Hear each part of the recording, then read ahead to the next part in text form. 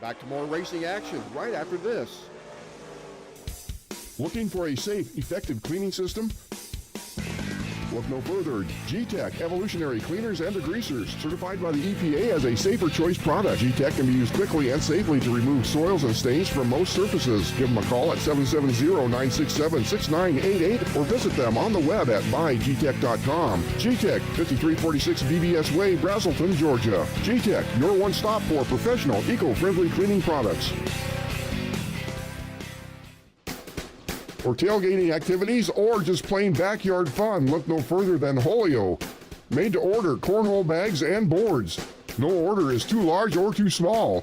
You can choose unfinished or finished with stain and polyurethane, and finished with a vinyl design or your company branding. Don't wait for the season to be over. Contact Holio on Facebook. Holio, made to order cornhole bags and boards.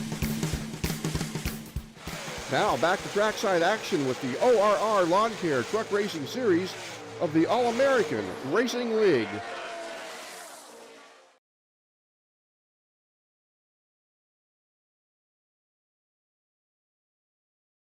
Back to more racing action right after this. This race sponsored in part by Graham Collision, professional automotive collision repair specialist. Visit either of their Iowa locations in Waukee and Urbandale for your collision repair and vehicle body work. Like them on Facebook or visit grahamcollision.com. Graham Collision, unparalleled support, unbeatable assistance.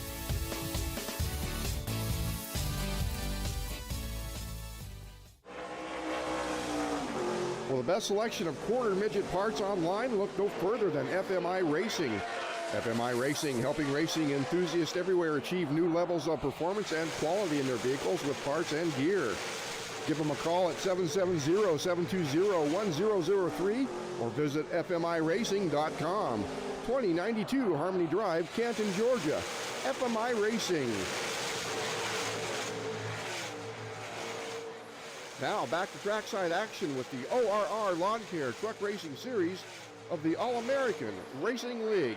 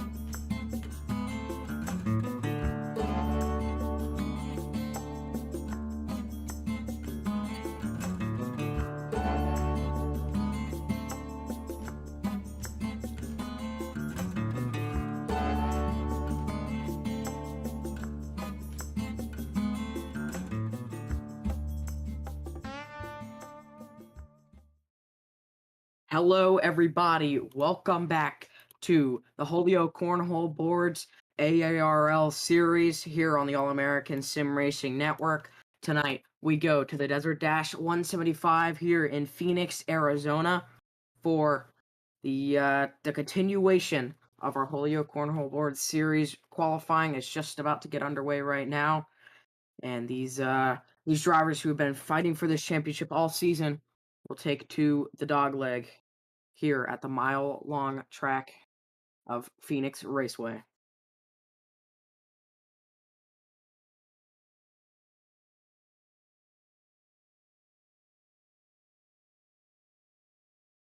Right now on track, you're watching Cameron Harris go around, making his laps right now, getting ready. Remember, that start-finish line is through that dogleg on the exit of turn 4. Harris gets sideways, and it's going to abort that lap and give it another shot.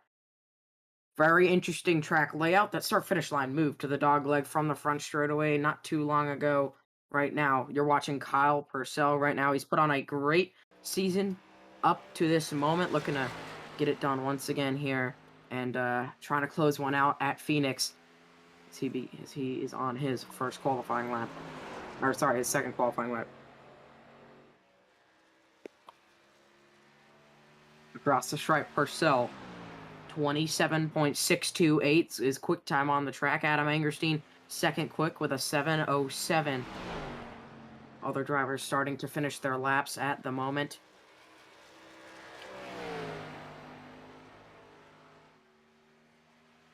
Chad Snyder back in a Holio cornhole car once again since it's been a while since he's driven one of these. I believe since he won his championship. He steps that thing out coming off of turn 2. And unfortunately, that lap is going to go down the drain. But he's driving the number 28 Rebellion Graphics Ford Mustang.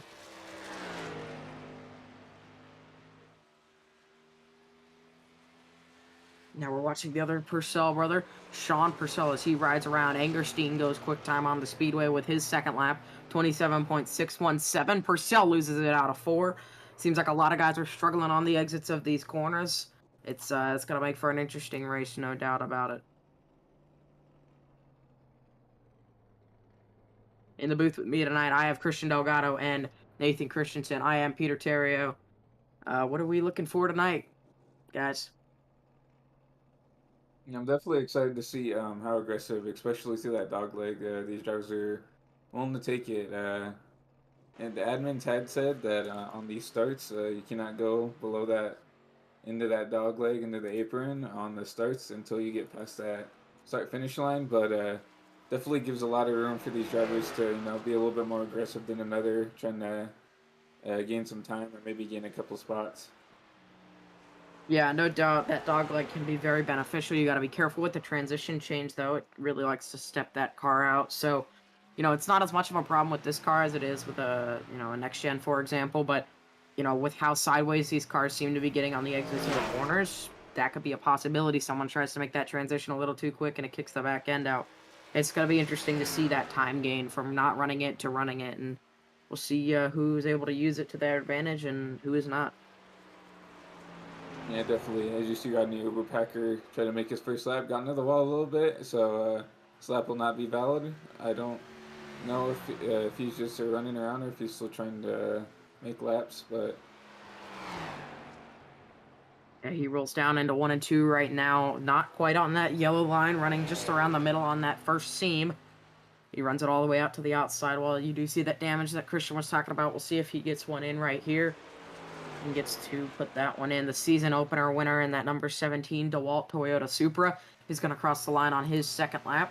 Rodney Uberpacker goes 6th quick, 27.833. But with 30 seconds left, only one driver yet to make a lap. It's Chad Snyder, and I believe both of his laps have gone down the drain. So I think Adam Angerstein has this one locked up for now. And definitely some competitive lap times for that pole position, the top 3 within a tenth of each other. So definitely excited to see to know that there are some drivers that can match Adam, hopefully race pace wise. Yeah, we see it's gonna, like you said, it looks like it's gonna be very competitive here. Top 3, all within half a tenth, like you said. And 2 Purcell brothers and Adam Angerstein are gonna be your top 3, but we're gonna grid them up. Congratulations to Adam Angerstein, number 5, for getting the pole position here at Phoenix. And he's going to get to lead this field of Holio Cornhole board cars down to the green.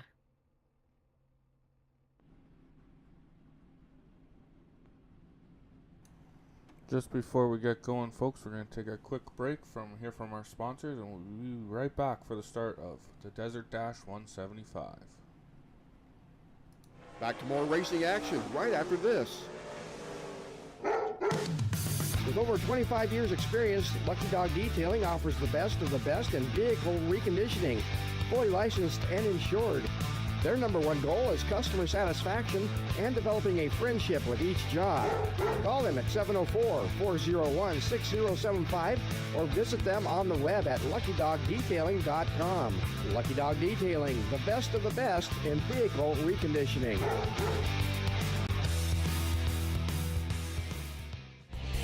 This race brought to you in part by Blue Gray Plastic Fabrication. Repair, design, and fabrication of plastic holding tanks and plastic form products. With over 50 years of combined experience working in plastic fabrication, Blue Gray has achieved a reputation of one of the foremost custom fabrication leaders in the industry. Find them on the web at bluegrayplasticfab.com or call 704-226-7024 and get a quote for your next project. That's Blue Gray Plastic Fabrication. Now back to trackside action with the ORR Lawn Care Truck Racing Series of the All-American Racing League.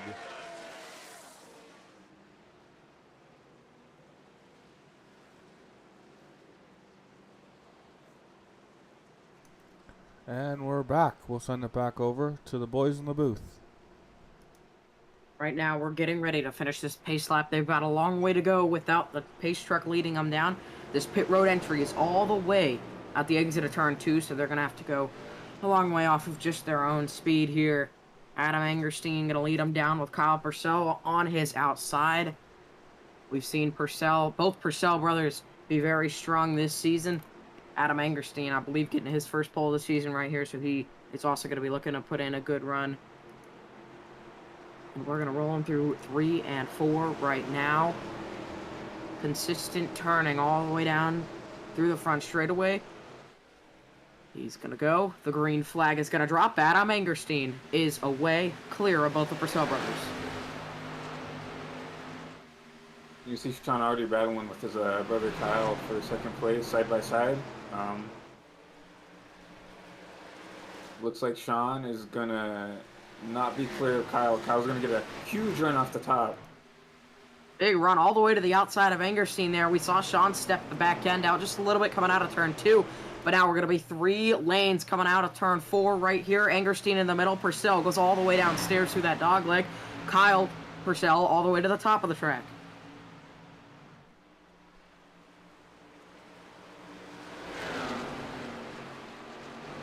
You see this top 6 have already kind of pulled out to a little bit of a gap on the rest of the field. Spinner in the... Johnny May goes around. Looks like Chad Snyder, Rodriguez, and Tyrone Yo are all in it. And the caution is going to come out here. Big wreck to start this one. Coming out of turn 2. Looked like the back end just stepped out like we've seen all throughout practice and qualifying. Yeah, what a tough break for some of those guys that got involved in that wreck.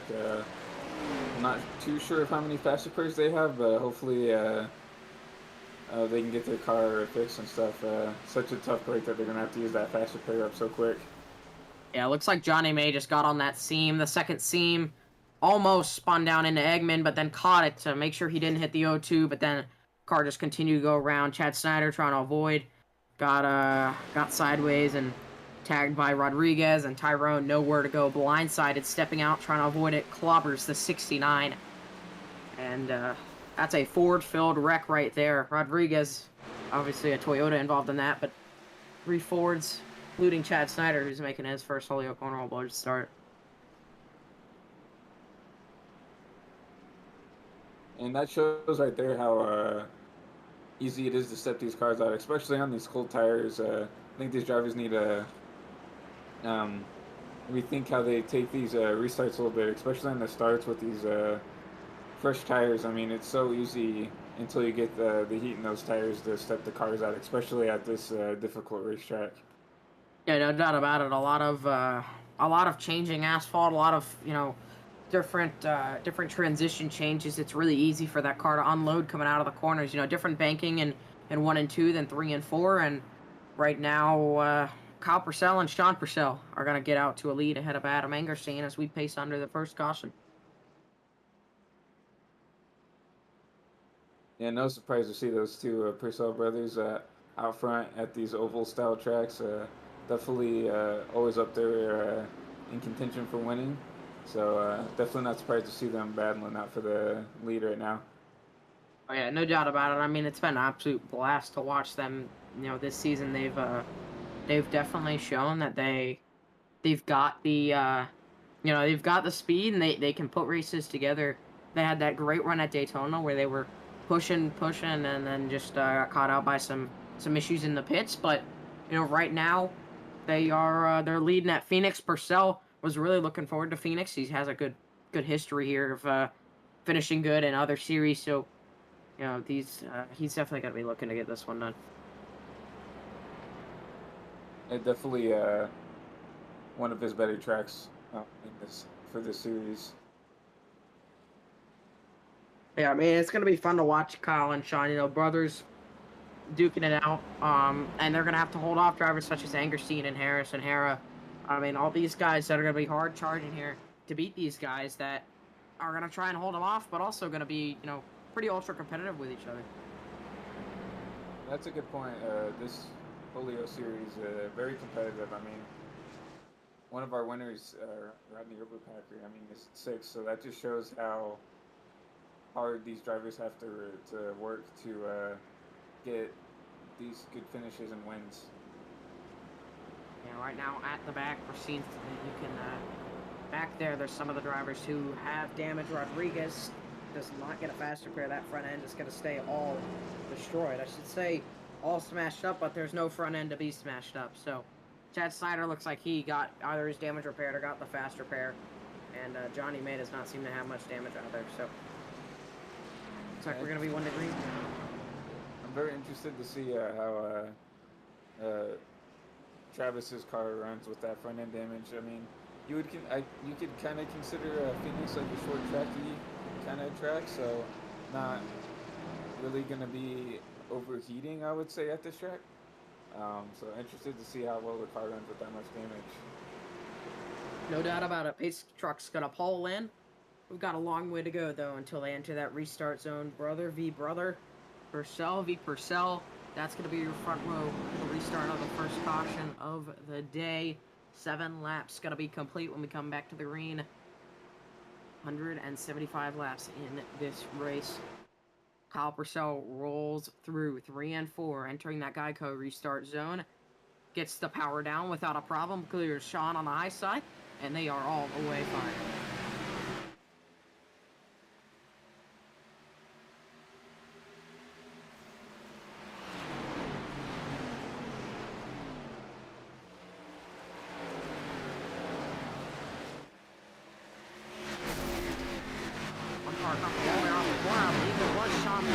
Trying to get that little bit of an extra shot out of the corner. Didn't quite make it work. Going to lose a lot of ground there to his brother. Now going to be under attack from the 5 Snickers place machine of Adam Anderstein, your pole sitter. He goes all the way down nearly to that inside wall through the dogleg, trying to make up any ground he can on Sean Purcell.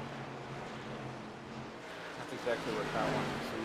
This gives him, I mean, not a whole lot of breathing room, but just enough, That's exactly what Kyle wants to see, and definitely gonna give him a little bit more breathing room as they battle out throughout this track. Yeah, and I think it's going to be really interesting to see the different lines that are going to be ran here. We're already seeing it a little bit with Sean Purcell running a little higher in 3 and 4, but this track really does actually produce different lanes as it goes on. It doesn't seem like a track that would, but with the relatively newly relaunched version of it on iRacing just a couple seasons ago, it really brought out some more different lane racing. As you see, Kyle Purcell that time runs to the middle, Sean Purcell goes all the way down to the yellow line. I definitely agree with you. You see right here as they go through the dogleg just how many different lanes are to run. You see some stay on the track, you see some all the way go down almost to the pit wall trying to figure out where their car runs best. Yeah, and that's just something that you got a trial and error right now in this race. 11 laps in when they come back here. No time, you don't got to worry about getting the optimal line at the moment. Right now, you're just finding out what your car works with great, what is fast, what is not, and that's what drivers need to do right now. Kyle Purcell is pulling away from Sean Purcell, but remember these tires. We get a long run. These these Holio cornhole cars, they like to tear up tires a lot. So it's gonna be interesting to see how this tire strategy plays out late in this run.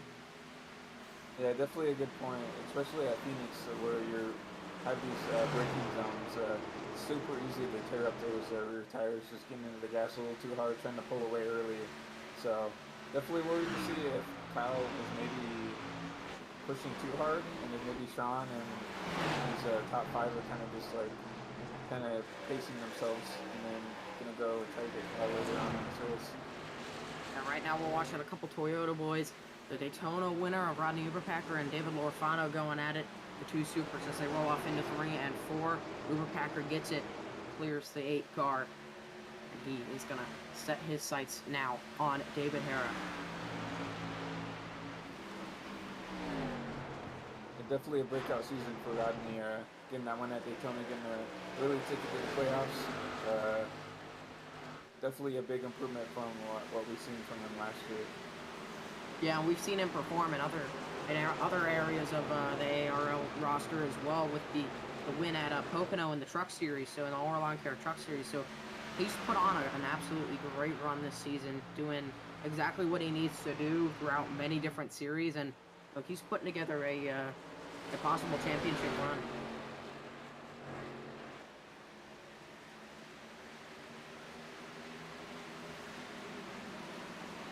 Watch this battle for a second. You see Adam Angerstein and Cameron Harris really haven't backed off of Sean Purcell. Maybe Sean's feeling a little bit from that little bit of the wall grab he had, and maybe he's just trying to save him stuff. As Adam goes all the way down on that dog leg to try to get around Sean. And some contact there between Harris and the 04 of Sean Purcell, but that is that dog leg working right there, what Adam Angerstein did, no doubt about it.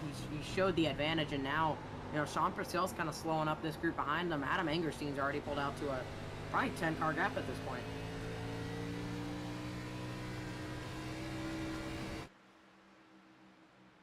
And he's going to set his sights now on the other Purcell brother, Kyle Purcell, who's led most of this race, took the lead away from Adam early on, and now is pulling away, but Angerstein's not going to want to let him get away too easily. Your pole sitter looking to regain that top spot.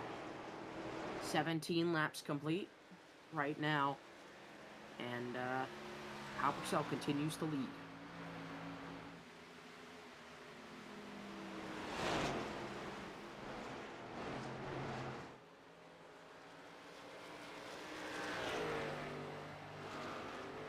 So we have a battle for fourth. It looks like Cameron Harris is trying to get it back around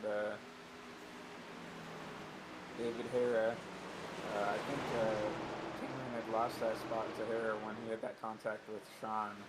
So definitely wanting to get back up there and trying to get up there and try to catch Kyle. I think Angerstein, while that battle's going on, I think Angerstein played the tire game because he is closing a lot on Kyle Purcell at the moment. Down to, he was under a second there in the center of 3 and 4, or the center of 1 and 2, sorry. But he was, when he first got past Sean Purcell, he was 1.3, but now he's down to a second. So he's actually gaining, and he may have just played that tire game where he needed to. Lost that lead on purpose, just making sure he kept that rubber under him, and now he's going to try and use it to his advantage here.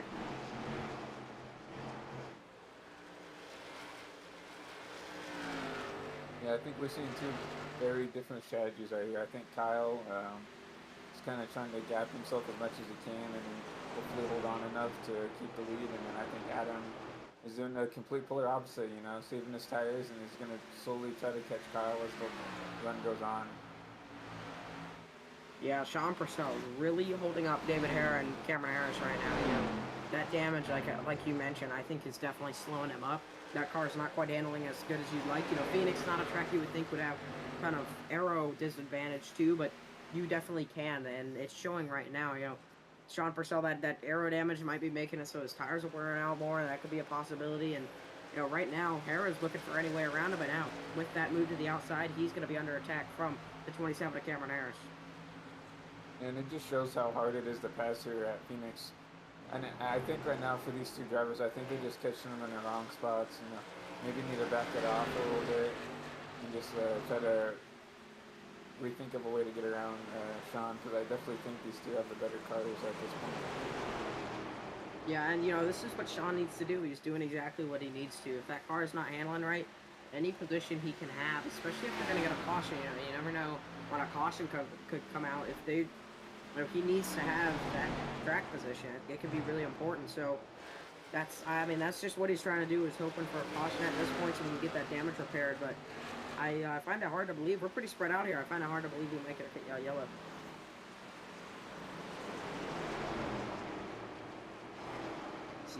Sierra all the way to the outside. He's running a completely different line than the drivers in front. In 3 and 4, he uses the outside of the track there, probably about a lane and off the wall. And, you know, trying to make that work. When these tires start to wear, I think the higher lanes will start to come in a little more. But, you know, I don't think we're quite long enough in the run for that to be as much of an advantage as he hopes, as Cameron Harris catches the ball out of 2. You can see right there how easy it is just for one little mistake to slip the car out. And, you know, I think Cameron's going to be fine. I don't think he hit the wall that hard, but you can see how easy it is for to make a mistake in this car. It's just, especially at this difficult track at Phoenix, how easy it is to make a mistake.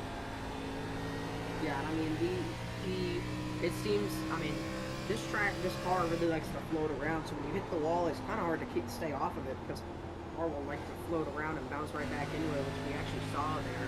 But like you said, the damage does not look that bad. It looks better than Sean Purcell's damage, so, you know, I think he's still going to be a threat to Sean Purcell, but maybe not quite as big as he was. As I say,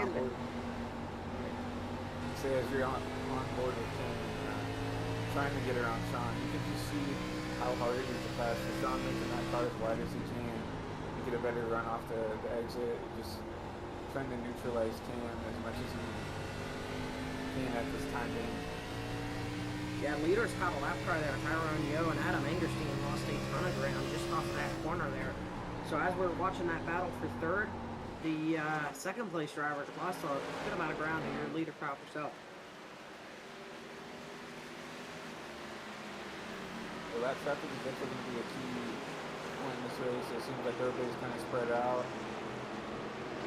Unlikely for probably a caution unless maybe we get two cars battling really hard on these older tires. So that traffic is really going to be key to see who can do it better and faster. I think that's going to be a big key feature to see who's going to win this race. We're seeing Purcell's car start to come in now. Maybe he was saving a little bit, but he's pulled away from Harris and from David Harris. David Harris actually catches the wall coming out of 2, seeing a lot of drivers struggle with that. I mean, Purcell seems to have his car a little more under him now. It seems to be working a little bit, or he is blinking a little bit, but he's keeping the gap steady to Harris. Harris is not able to make quite as many moves as he was before. That is a good point. I think maybe Sean was saving his stuff a little bit. Definitely that damage is not helping him at all, but it seems that he has pulled out to a little bit of a gap on the corner. Yeah, that damage isn't helping him, but you know what else isn't, is that blinking. That blinking is, I assume it's not just on my end. If it is, I apologize, but yeah, he's blinking a lot, and that's going to make it difficult for Harris to judge where he is, and if all the other cars are blinking on Sean's end, that's going to make it difficult for him to judge if Harris makes a move or not. We'll see if there's anything done about that, but right now, Sean Purcell, I guess he is making it difficult, but not on his own board. Yeah, definitely. It's going to be interesting to see because, you know, Cam, I guarantee he's going to be running a little bit more conservatively with all the blinking, but especially with the netcode and iRacing, it can be super easy to accidentally wreck in this kind of circumstance. Maybe if Sean catches the wall or something and blinks out, and Cam's right there when he comes back in, super easy for a mistake to happen with Huge wreck over in 1 and 2. Or sorry, yeah, no. Sorry, yeah, they're 1 and 2. A bunch of cars involved. Chad Snyder, Don Manning, Johnny May. We'll go back and look at this one here. Sorry, I didn't mean to interrupt you there, but that was... Looks like some netcode between Don Manning and Johnny May. Johnny May coming up from the dogleg there, and Don Manning came down a little bit, but still a major netcode, and then just gets piled into nowhere to go for some of these guys. And Larry Garnes just absolutely blindsided there by the 69 coming back up on the track.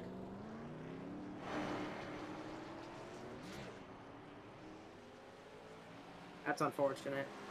Yeah, what a shame. I think that's Johnny's second wreck, so I don't know if he's used that faster pair up, but if he hasn't, I think it's he's got to get that one used up now. Fortunate for Don, you know, with the net code situation, but I believe he wasn't caught up in that first wreck, so if he needs to, he can use his faster pair right now under this caution. Yeah, hopefully all the leaders are in though, and Kyle Purcell is the driver to lead them down. Angerstein second, Sean Purcell third. So that's going to be your top three. That's exactly what Sean Purcell needed. He can get some of that damage hopefully repaired here, and we'll get to see what he's going to be able to do as they roll them down, and we will see who makes it off first.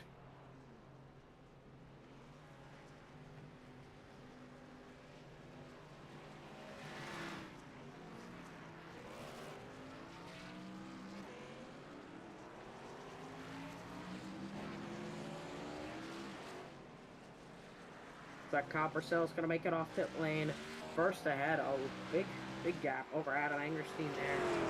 Sean Purcell third, so they're going to come in as they came out, but David Hara is going to pick up a position, go up to fourth. David Lorfano picks up a lot, Eggman picks up some, and Cameron Harris loses a lot of positions in the pits, probably getting that damage repaired. Looking at Sean Purcell's car, I don't see that damage, guys, repaired on the right front. That could be an iRacing issue, or he just decided not to get it repaired. I'm looking to see how that is going to affect him here as this the short run is going to ensue. Yeah, good point. I mean, he gained spots under green.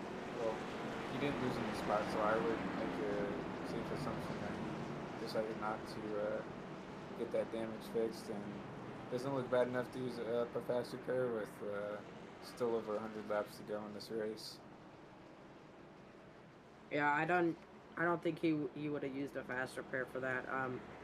I mean, I assumed he would have, you know, as early as it is, I would assume he would have just sat in there, taken it, and, you know, still early, got a long way to go, like you said, 140 laps left still, so he would have had a long time to make it up, but I guess he decided, like you said, that it was not bad enough to even wait around just a little bit, so he's gonna come out third, and we'll see what that right front damage is gonna do to him here on this restart.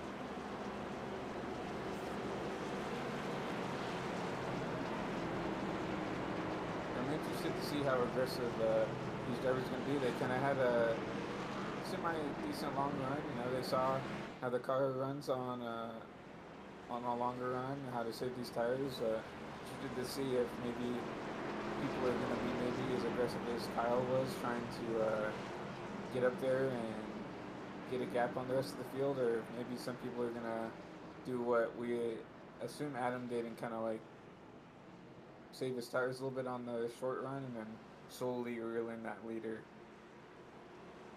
Yeah, only time will tell. Looks like Don Manning, Johnny May, and Chad Stein are all in the pits, still in there, so I assume that their races are probably done for. Unfortunately, maybe we'll get to see them back on track in the later stages of this race. Pace Truck's going to lead them down. These drivers are going to be left to their own devices as they roll into 3 and 4. Going to have to make it to that restart zone, and then Kyle Purcell will be getting the hammer down. He's got his brother behind him, Sean Purcell, Adam Angerstein on his outside. Kyle Purcell gets the throttle down, no problem. He gets out to a 3-4 car length lead over the other two. Start by brother Sean, so he takes second away on this restart. Once again, Purcell brothers 1 and 2. Let's see if Sean will be a little bit more aggressive and try to run down his brother. We'll see how this. Well, I think we can really see what this are now since he has this track position. Yeah, look for Angerstein, look for Hara to be making moves, and even back at Lorfano right now. He seems to have a good car underneath him, but out front, it is Kyle Purcell, led most of this race already and continues to do that. And he is going to have to hold off his brother, but right now he's continuing to pull away from the 04.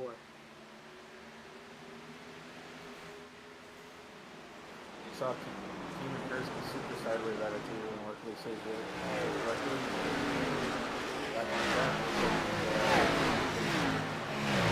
Looks like maybe Larry Donners try to get past him. Adam Angerstein really was cutting that dog leg there, and I think he even stepped the back end out trying to get the car to turn. So that's something that transition can do. If that car's sideways coming across the line, you try to get out, transition can push the back end out even more than it already is. Hopefully that doesn't catch anybody out tonight, but it definitely sets up for some crazy moments here. See, this time Angerstein goes to the top. Hera takes that dog leg, followed by Lorfano. He is in a battle with Jeremy Eggman. First race for him in ARL. And obviously first race for him in Holio Cornhole Board Series. He's putting on a great drive right now, driving for Novex Motorsports in the 02 Ford from the Project Ford, running fifth at the moment. And Jeremy Eggman making his debut in this series for Novex Motorsports. So definitely impressed with how he's running right now. Yeah, and he's putting on a great drive with some of the veterans of the series, David Hara, David Lorfano. So right now, he's done a great job. And he's continue to do that, be smooth, be consistent, and I think he'll have a good day under it.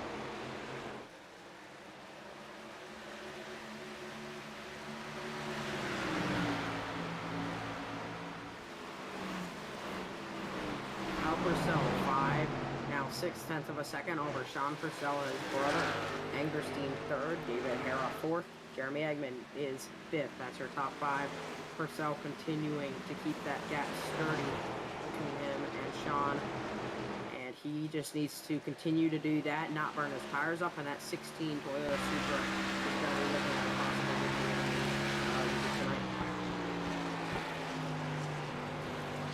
Definitely, I think this is the first kind of challenge Paul's had when it comes to someone keeping up with him all the time. That first run, you had Angerstein coming at him in the longer run, but Powell's out to a pretty decent lead. And once Angerstein was out there, it was a good solid 30 laps, and Angerstein was starting to pressure him, but Sean was kind of kept it under a second. Yeah, and I think Sean's doing a great job, but he also has to remember the fact that, that damage could be affecting that tire wear, and he's got to play his own strategy out here. He's falling back to 8/10 of a second, so I think Kyle's getting more in the rhythm now. He can kind of set his sights on what's important and not on that rearview mirror, and he's going to, I think, probably pull away, continue to pull away Sean Purcell right now. He needs to not focus on the fact that Kyle Purcell is pulling away, but instead focus on the later run, focus on those tires, make sure he's got them for the end of this run where he can then focus on his brother. Yeah, really good point. I think good advice for anybody whenever, unless you're getting pressured heavily, don't even worry about that car out behind you. Just worry about hitting the marks and running your lines. And, if they catch you, then, maybe you can start worrying about it. But right now, Kyle's has a little under a second lead on Sean, so definitely nothing to worry about. And as we look at your leader, Kyle Purcell, there is a battle back here for fourth. Jeremy Eggman pressuring David Hara, but Lorfano also not wanting to let that battle go out of his grips. He's going to try and make that one work, but we got 3 cars under a blanket here for fourth place. You see the different lines the drivers are willing to take to try to get these spots aside, and then go all the way down to the dog leg while Hara and Lorfano sit on the track.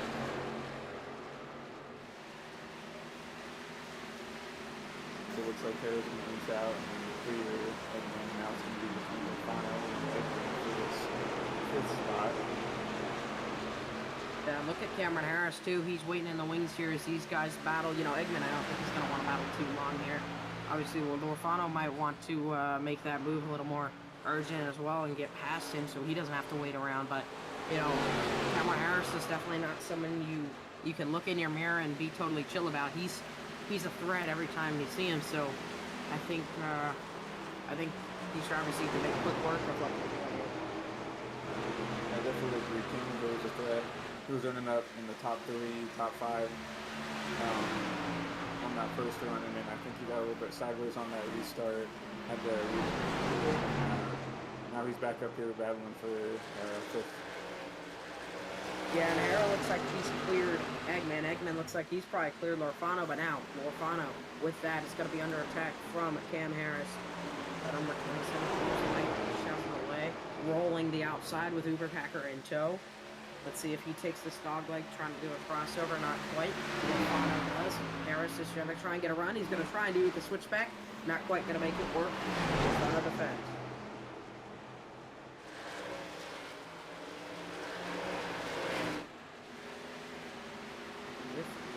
With Eggman pulling away from them, it's allowed him to set his sights back on the 15 of David Hera. So, you know, he started to make a move there coming out of 2, didn't quite make it work, but look for him to do it this time as well. He's going to look at that dog leg, got to hold Hera up track that time, and it's got to be right at his door as they roll into 1 and 2.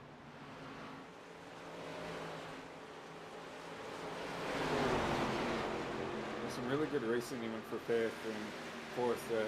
This really shows how much these drivers want these good finishes. They're not content with just winning 4th and 5th. They're really trying to get up there and potentially battle for this win. Hera goes all the way up the track. Eggman kind of squeezed him there down the straightaway. I think kind of juked Hera out, but he's going to get that spot no problem. Now, we got 3 cars battling it out for 5th. Lorfano, Hera, and Harris all running pretty much different lines there. Hera on the top, Lorfano on the bottom, and it looked like Harris was maybe even looking below that yellow line, which you are allowed to do here. So we'll see what he's going to be able to do here to try and get past the 2 days. Yeah, people in this league definitely know what they're doing around these tracks, and definitely putting on a show for the fans at home. Yeah, no doubt about it. I mean, these guys have all raced around each other for a while, and you know, they know each other's driving styles, so that helps to produce good racing. You know the limits of the other guy, you know what he's going to push to, and you know what he's going to stop at, and that makes it so you know what to push to and you know what to stop at. So it really makes for some phenomenal racing. As we say that, they start to spread out. Now Harris is going to be under attack from Uberpacker.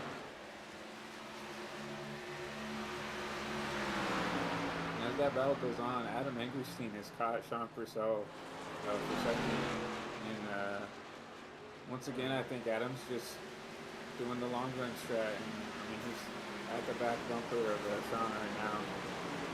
Definitely wanting to get around that machine again. Yeah, and he's doing a great job, you know, playing that tire game, which is super important at these tracks, especially with the Trinity car. With the Holio car. It, you know, like I said, he's doing a great job. I think he kind of stepped it out there that time, but he needs to work his way around Sean Purcell quickly, carefully here. Don't put himself at risk, but if he wants to catch Kyle before his tires get too burned up, then he's going to have to make this move quickly as Sean goes defensive. But it's going to allow Engerstein to get the outside and get the run on the high side. Just got to pinch Sean down on the exit. We'll see what happens here as they roll through the dog. Yeah, Sean caught that lap car, Tyrone Mural, probably one of the worst spots on the track, where they lost a lot of time and allowed Engerstein to just get around them. But Sean's not a quitter. He's definitely going to give all he's got for Engerstein. Yeah, and I mean, with that, you know, Engerstein is now 2.5 seconds off of Kyle Purcell. That's a lot of ground to make up here, especially on a green flag run. So we're going to get to see how that plays out. You know, is Kyle going to be able to... How did Kyle do with his tires on this run? Last run, he started to pull back away from Engerstein at the end before we got the yellow, so we'll see what happens this time. Maybe Engerstein learned from it a little bit. Maybe Kyle learned from it a little bit. We'll get to really see how it plays out. Yeah, definitely on board with Sean right now. You can see how diverse this track is, how the different lines play. We've got almost 60 laps on our way, so definitely some different lanes have definitely rubbered up, and allowed these drivers to kind of change up their lines as they need. Yeah, and I mean, they're doing a great job. They're doing what they need to do here, running these different lines, getting them worked in. You know, we're still early. You know, 60 laps in, but we're still early. 175 lap race. But, you know, Kyle Purcell's doing what he needs to do. Adam Engerstein, honestly, at the moment, he's doing what he needs to do. He just needs to ride around log laps. And I'm really looking at Jeremy Eggman. You know, this is the first time he's been out in open air for this race, and he's looking to try and close on Sean Purcell at the moment and get that third spot away. It's about a little under 2 seconds off of the 04. But, I mean, if we get a caution, I think Eggman's going to be a legitimate threat once he gets up there. Yeah, definitely impressed with the run he's had right now. Was battling for the fourth spot and fifth spot, and once he got past there, he just took off and really ran away from those from the top five. Yeah, I mean he's running. He's about one. Well, he was a little under 2. He's a little more under 2 now this time. But last time by he ran a 29.47. Last time by for Sean Purcell at 29.51. So they're both really close. I mean, they're nothing like compared to Kyle at the moment. Kyle Purcell just ran a 29.19. And Adam Angerstein ran a 29.13, but just a lap ago, Kyle was running 28. So he still has something in that car, and I think that him and Adam Angerstein are pretty close on time. So it's going to be interesting to see how that plays out late run, see whose tires fall off. But Jeremy Eggman is nearly 2/10 quicker than Sean Purcell. And I really do think it's that damage. You know, Sean was pretty quick on pace with his brother, and then as the run goes on, I think that damage is just tightening up that car as it runs. So, not I could be wrong, but he's definitely doesn't have the long run speed of these top two. Yeah, and I believe it's the damage too. I'll stand with you on that one. That damage, it doesn't seem like much, but it can really change how that car handles, even on a track where aerodynamics does not mean much. It can make the tires wear out differently. It can just make the car handle differently, and all that piles up to a car that is unrecognizable to you, and you're not quite sure how to drive it. It's different than what you drove in practice, and then you start to lose ground from the leaders and continue to lose ground of the guys behind you. And I think Sean Purcell needs to get that damage repaired, even if he thinks he's still running fine. I think it would benefit him. I think he would have a legitimate shot to really battle his brother if he gets it repaired. I definitely agree. It seems like these races are. It seems like the race is not going to be caution filled. Everybody's kind of spread out, running kind of by themselves. So I would say when green flag pit stops, if that does come to be happens, I would probably just use up that faster pair. It seems like not a lot of cautions, and if there are cautions, it's probably Sean most likely not going to be involved in it. Yeah, and that's a strategy play that he's gonna have to run through his head a couple times, more than a couple times. I mean, that's a huge decision to make in a long race like this. Not even halfway yet, and deciding to get that faster pair, use it, because I think that's a tough one for like me to decide. You got a long way to go. Let's say we get a string of cautions late, and he happens to get involved in it. Maybe he's at the back because of a pit stop or something. Then he's dug himself into a hole. So it's kind of hard because on the other side of it, if he takes it now, he could have the best car on the track on the late run instead of being, 2/10 off or something like that. So it's taking into perspective what might happen. So it's really hard to judge that. Yeah, definitely a tough decision for Sean, for sure. Hopefully he can makes the right decision, give himself a chance to go battle for this win. Yeah, and it looks like Sean may have actually picked up a little bit compared to Eggman. Maybe Eggman burned his stuff up trying to catch up to the third place driver of Sean Purcell. So I think they've kind of evened out a little bit at about 1.8 seconds between them. And, I think that's just Sean needs, if we get another caution, Sean having the third place spot, being as high up in the field as possible so that you get that damage repaired and you don't lose as much time, I think that's really important. And I think if he doesn't get that damage repaired, it's an interesting call, no doubt about it. Yeah, definitely an interesting call. I mean, at the end of the day, if he decides not to get that damage fixed and runs where he is, a third place is not a bad day at all. So definitely probably not the day that Sean would want in his books, but a third place is a third place at the end of the day. A lot of people would be happy with that. Yeah, no doubt. I mean, a third place, the podium positions, they're very valuable. They get you a lot of points, and that's what he needs is points. But, I think at the moment, he's at risk. Honestly, he's at risk of losing that third place. I think he needs, if he gets that damage repaired in some way, I think he's got he's a little bit better. He's a little bit safer in that position of third place than he is right now. Yeah, I definitely agree with that. I think he's kind of learned how to manage that car with the damage it is, um, which is also another thing to think about. If he gets that fast repair, he's probably relearned how to drive that car with the damage. So if he takes that fast repair, might have to relearn how to drive the car again, and maybe not beneficial for him. Yeah, and it really comes down to long term because long way to go on this one. You want to figure out how the car's going to drive. 70 laps in for the first time, you're going to have a clean car. Do you want to figure that out now, or do you just want to deal with this and maybe being a little bit slower? Because it's weighing the pros versus the cons. That's what you have to do. So it's difficult. It's a difficult decision from in that driver's seat. It's a difficult decision up here, let alone in the driver's seat. Definitely. We're running along with David Lafana right now, trying to get around David Hera as Hera hits the wall. It just seems like these two can't get away from each other this race. Just running them around the same speed and been battling all races. Seems like. Yeah, no doubt about it. I mean, they've continued to be in this battle. It's other drivers have come and go, Cameron Harris, Jeremy Eggman, but it's been these two just kind of right near each other. Lafana really cutting it close on the exit there. It actually Cam hits the wall, but these two are battling it out hard. They pulled away from the guy in front of them is gone. The guy behind them is pretty far back, so they're on their own island over here. Two days contest battle.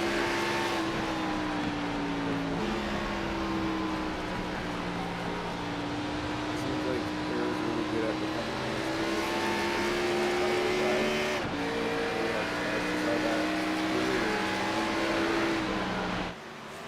Eggman, Harris were next to get around these guys as well. So good defensive driving by Hillbilly, and let's see if they find get around them. Yeah, it's gonna be interesting as we spoke of. As you said, Eggman right there. Eggman is about to catch the lap car. Donald Manning. We'll see how that goes. But I think Manning Sean Purcell caught Manning in a bad spot because he's dropped to under a second now of a gap between him and Eggman. So it's gonna be interesting to see how good Eggman's gonna be able to do to get around Manning. It looks like he'll do it without too much of an issue there. And now he's gonna set his sights once again on the 04, but he continues to gain on Sean Purcell now, this time more than ever.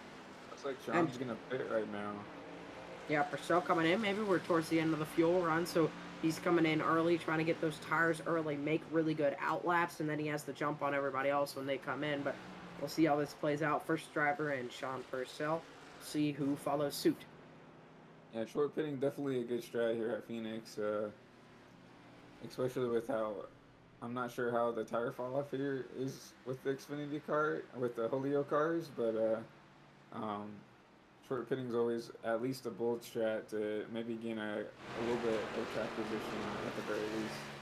And something you really got to remember with this Phoenix pit lane, it's a really long pit lane for a mile long track.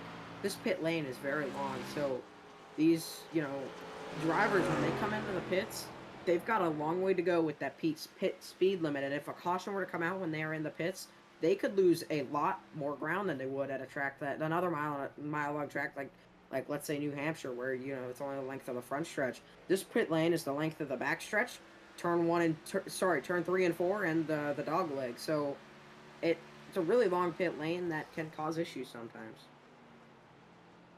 I definitely agree with you. I didn't really think about that.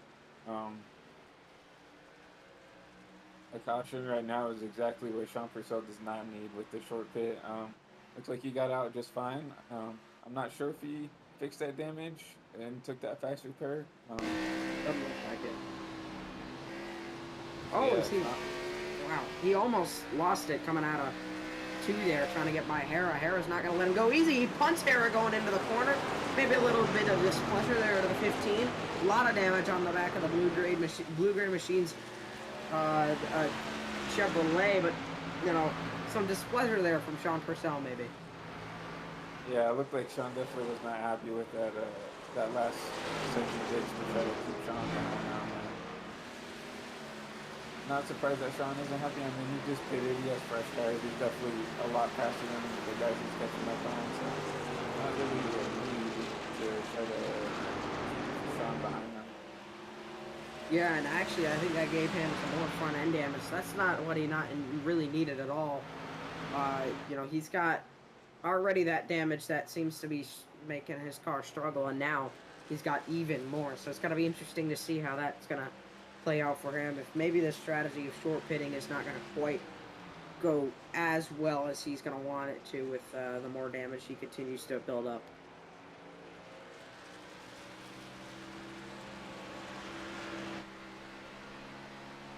No one else has entered the pit lane yet. Kyle Purcell continues to lead ahead of Adam Angerstein. Adam Angerstein, 3.7 seconds ahead of the driver, the number 5 machine. And Jeremy Eggman is now up to third, obviously, with Sean Purcell pitting 10 seconds off of your leader, Kyle Purcell. But Sean is just about to get to the 0-2. Rolling through, you see that 0-4 in the background, continues to gain on Jeremy Eggman.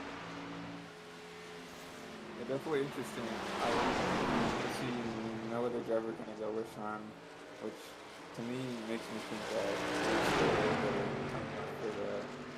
for the people to start pitting naturally. I think Sean was trying to be a little bit off cycle, or trying to make something else happen. Maybe get a different strategy, maybe catch a caution or something, and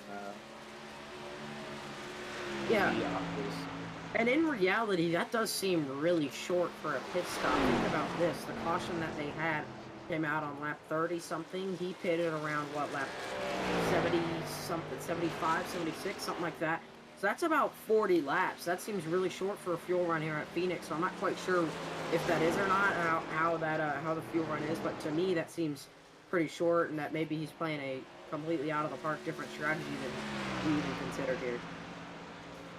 Definitely, like, I mean, good strat. I mean, always being on cycle, you know, you've seen a bunch of power road races where there are a couple of drivers that are completely out cycle from the rest of the field and then find their way up through the field. Like you saw that at the spring Richmond race this year in the Cup Series where Denny Hamlin went past William Byron like 3 years ago just because they had the fresh tires and they decided to pit twice instead of once.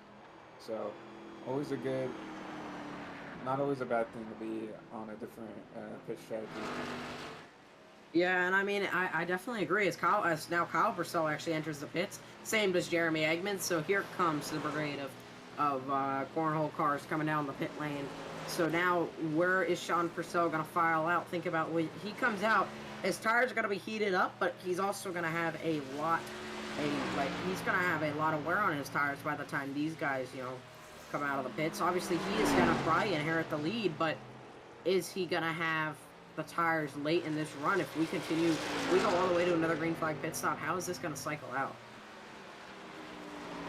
Yeah, I definitely agree with you. I'm also interested to see, you know, maybe he calculated it, maybe he can make it on like 2 more stops exactly, but I'm also interested to see maybe him pitting a little bit earlier, using up a little bit more gas, if he'll be able to make it. Or if they'll be short on fuel for the rest of the race. Yeah, I gotta say, I was thinking the same thing where, you know, how does that...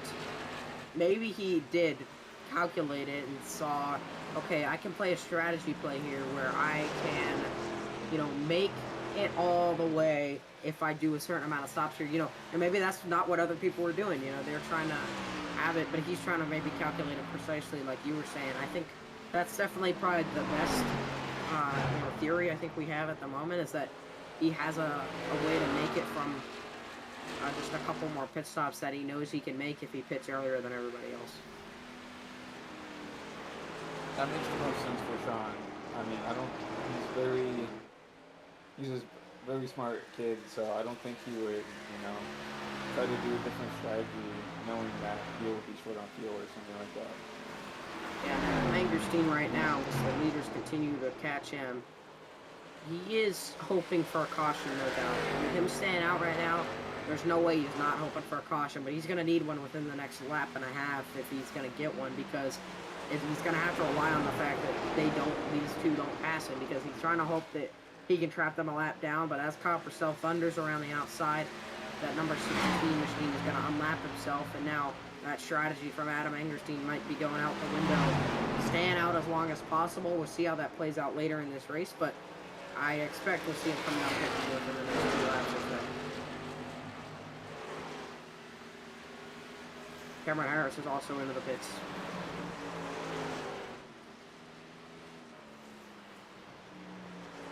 Yeah, it's interesting to see these varying strategies. You see Sean, like we said before, pitting a little bit early, and then Eggman and Purcell and Kyle pitting towards the start, and then you see some other drivers trying to stretch it as long as they can, maybe trying to make it so they pit one less time maybe than the other drivers. Lots of very interesting strategies, and once everybody goes through and does their green flag pit stops, we'll see how everything cycles out. Yeah, and I think that's what I'm most looking forward to right now is how this is going to cycle out. You know, we are we're pretty much over halfway here, so like the strategy play, first green flag pit stops are only coming way. We don't have many pit stops left, no doubt. We probably have. I think what Adam Angerstein is probably trying to do is make it on one more stop after this. So if he can do that, no doubt that would be the strat. But people like Sean Purcell, I think he's gonna have to make maybe 2 more stops even. Maybe not. It really depends. I don't know if you know, Angerstein. I don't know if 75 plus laps is a legitimate strategy here. I think that might be what he's going for, but I don't know how big these fuel tanks are, and I find it hard to believe that they're that big. Yeah, I also have a hard time feeling that Sean isn't going to make it more than the other people. So I guess we'll have to see if tires are really that important. Then see if him having to go through and pit maybe again and have to cut through the field, see how that works out for him. Yeah, and I mean, for reference, quickest time of the race was set by Kyle Purcell, a 27:83. That was a while ago. Adam Angerstein, who is your leader and hasn't pitted since we had the caution with 30 laps into this race, he's running 29:42. So he's nearly, he's about a little over 1.5 seconds off of the pace of the quickest times, which honestly is not terrible. That's not terribly slow for a lap time that is run on 60 lap old tires. I think that this is a reality, and I think that the tires might not quite be as important as Sean Purcell is going to need them to be for this strategy to work.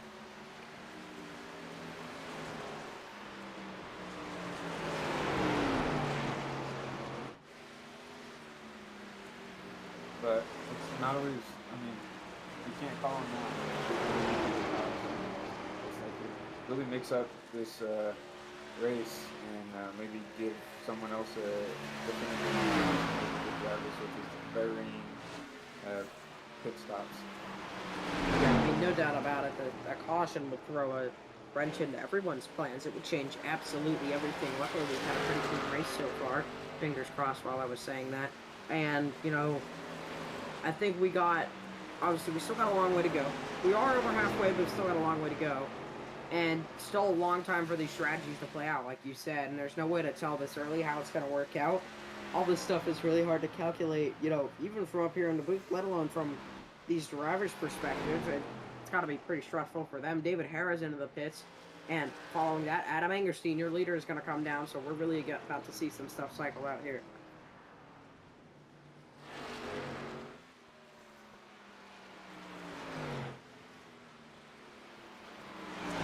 Purcell, third place. He's rolling through 1 and 2 right now.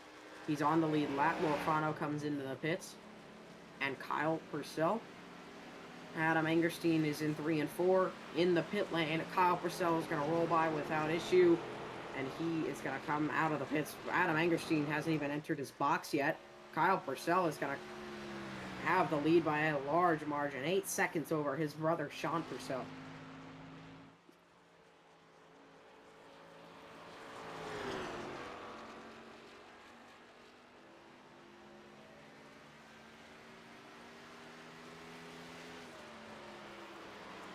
Adam Angerstein is now just rolling out of his box.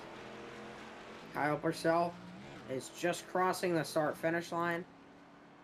And he is going to look like he might put Adam Angerstein a lap down even. So the strategy of staying out late, we'll see how that plays out. But right now, it's going to dig Adam Angerstein into a deep hole that those fresh tires are going to have to dig him out of. Yeah. Probably not what Adam expected. Staying out late and maybe he was hoping for a caution. I'm not sure what exactly he was thinking of, but definitely unfortunate that that strategy does not work out. Yeah, and anytime you see like a late pit strategy, the things that pop into my head are either guys waiting for a caution or guys really thinking about the end of the race. But for this one, I really just in my mind don't feel like this race is gonna be decided on a late race. A late pit under a green flag. I don't think that's really going to be what's going to decide this race. I don't think the cars are quite that important, but they might be. I could get corrected right here. I mean, with closing in, but David Harrow just put the slap of the race on fresh tires. A 27.82. Angerstein gets himself unlapped, steps the back end out a little bit, but we're seeing a lot of things go around on the track right now. The track really might be starting to get quicker than it was earlier in the race.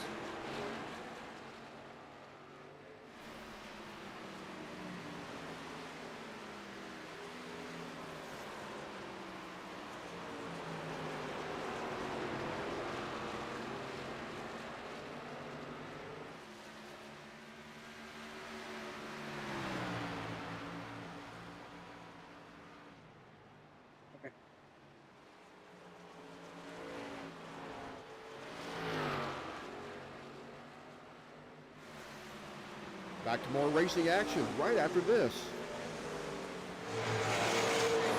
This race sponsored in part by Graham Collision, professional automotive collision repair specialist. Visit either of their Iowa locations in Waukee and Urbandale for your collision repair and vehicle body work. Like them on Facebook or visit grahamcollision.com. Graham Collision, unparalleled support, unbeatable assistance.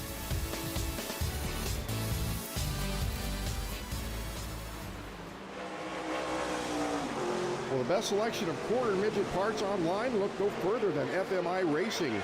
FMI Racing, helping racing enthusiasts everywhere achieve new levels of performance and quality in their vehicles with parts and gear.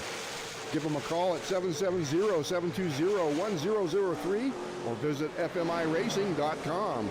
2092 Harmony Drive, Canton, Georgia. FMI Racing. Now back to trackside action with the ORR Lawn Care Truck Racing Series of the All-American Racing League.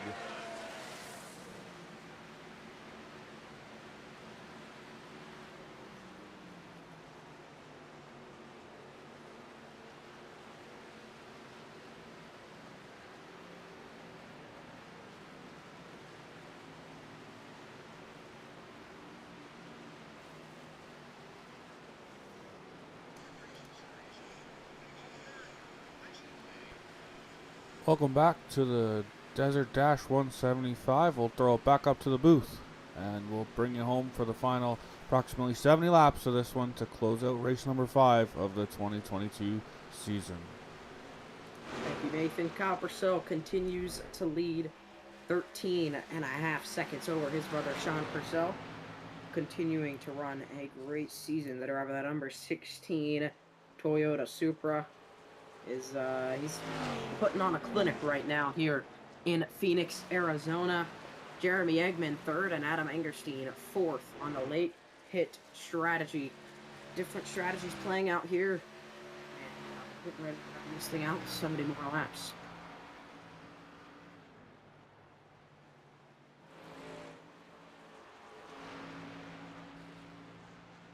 You can see really how much faster Kyle is than the rest of the field. I think him and Eggman both came into the pits at the same time. I think Jeremy was like 10 seconds behind them, and now Kyle has just already gotten back up to 19 seconds on Eggman. So Kyle definitely the class of the field. Sean, if maybe he wouldn't have got that damage early, maybe would have had something for him. And Adam, unfortunately, with not the best pit strategy kind of got himself behind now. Yeah, and I mean, some of the pit strategies, the tire strategies that are being played, some of these drivers are setting down really good laps. I mean, I saw Donald Manning running a 28.5, which was quickest on track at that time. Adam Angerstein ran a 28.4, and your leader Kyle Purcell ran a 29 flat. So I mean, compared to Sean, who ran a 29.6, right now he is absolutely flying and using that strategy. I think he got the perfect middle ground, and that strategy is playing out perfectly for him and exactly what he needs to do. But no doubt there's some other drivers who are quick around the track right now. Definitely a lot of quick drivers. I mean, Kyle's lapped all the way up to 5th place, with David Lorfano being the lucky dog if a caution would come out. So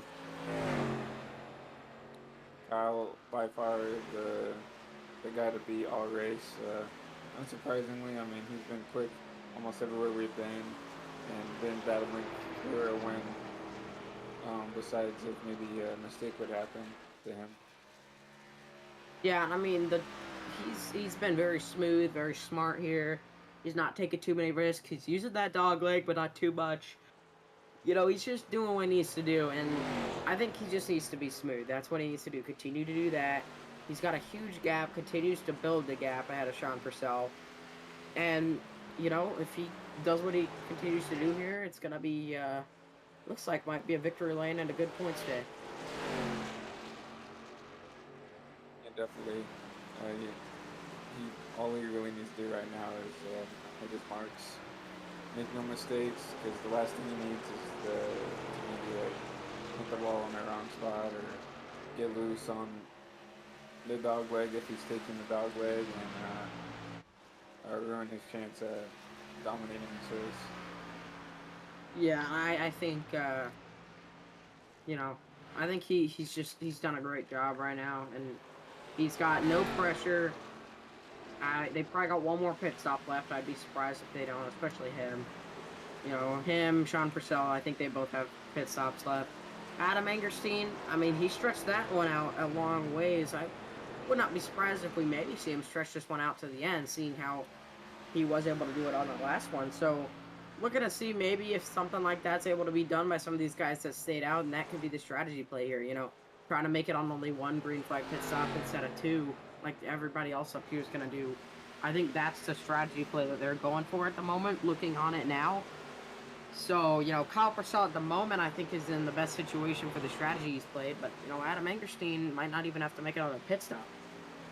Yeah, you definitely make a good point. Adam went in some pretty quick laps too. He had gotten around Eggman for 3rd and slowly trying to ruin the leader, but I also feel like you said before, trying to stretch it all the way to the end, so probably not running as hard as he probably like to right now.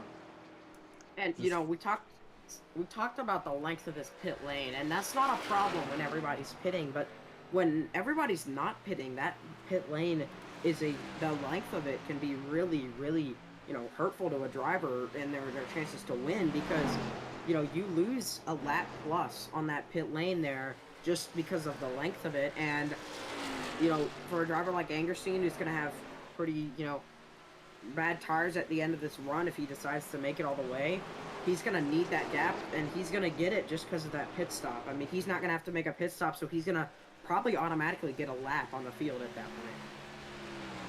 Yeah, you make a good point with the pit road. We'll see if he can, stretch it as long as he can, and maybe he can make it on one stop.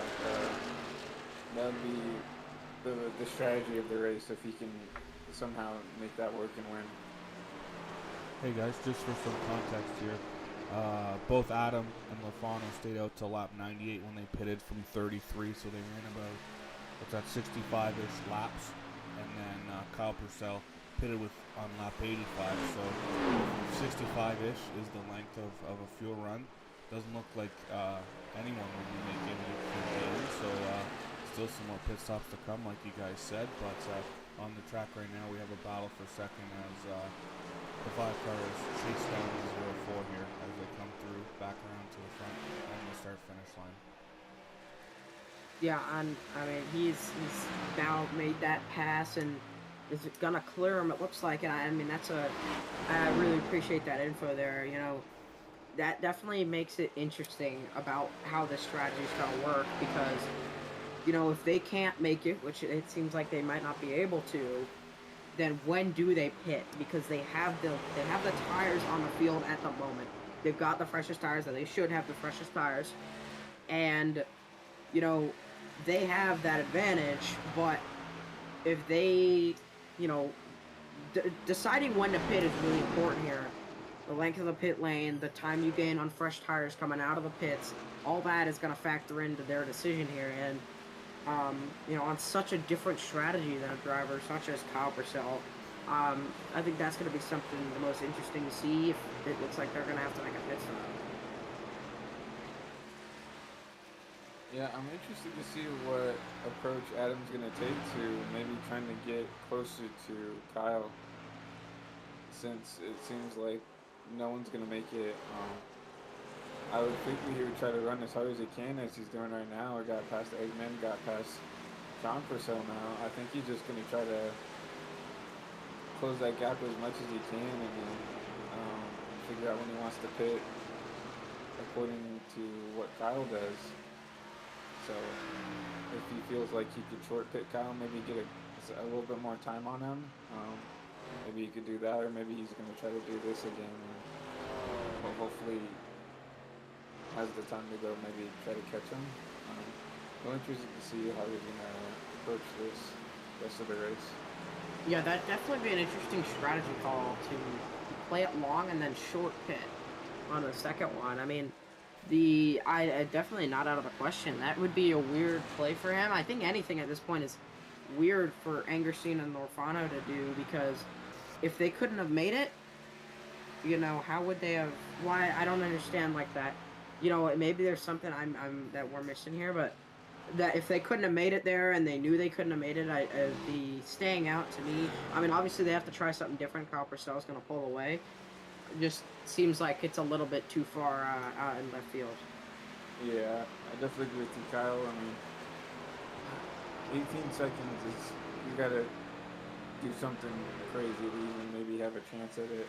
And if you don't get a home run, you're going probably a couple laps down if you do something really out of the ordinary. But right now, I think, you know, it's everything's in Kyle's hands for this win. Basically, the top four like begging for him to make one mistake, maybe spin it out or something, or get behind a lap car and accidentally, you know, get in a wreck or something. That's all these top four are just hoping can happen to Kyle right now. Yeah, and think about if we get a caution or something. If we get a caution, this changes everything. Everybody's stacked up, but there's three, or I mean, you know, the top four are the only drivers on the lead lap. So, you know, that's going to change a lot. If there's only 4 drivers on the lead lap and it looks like everybody's going to have to pit under a yellow if we happen to get a yellow, then, you know, Lorfano will get his back. Like, if the caution were to come out now, Lorfano would get his back. So we'll have 5 cars on the lead lap, but then we got all these guys not battling for the lead, and then we got, you know, 5 all under a blanket that haven't been together since lap 30. Yeah,